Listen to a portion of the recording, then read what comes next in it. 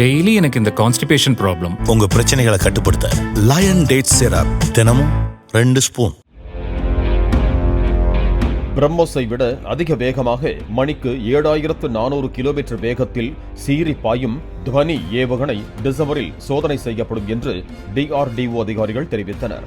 சர்வதேச அரங்கில் ரஷ்யாவின் அவான்கார்ட், அமெரிக்காவின் டாக் ஈகிள், சீனாவின் DFZF ஆகிய ஹைப்பர்சோனிக் ஏவுகணைகள் சக்தி வாய்ந்தவையாக கருதப்படும் நிலையில் அவற்றுக்கு இணையாக உள்நாட்டு தொழில்நுட்பத்தில் துவனி தயாரிக்கப்பட்டுள்ளதாக அதிகாரிகள் கூறியுள்ளனர்.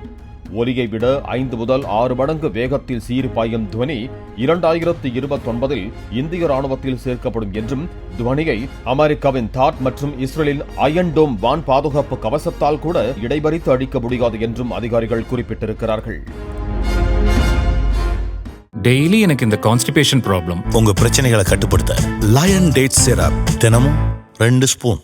பிளே ஸ்டோர் மற்றும் ஆப் ஸ்டோரில் இருந்து பாலிமர் செயலியை QR கோடு மூலம் பதிவிறக்கம் செய்யுங்கள். செய்திகளை உடனுக்குடன் பெறுங்கள்.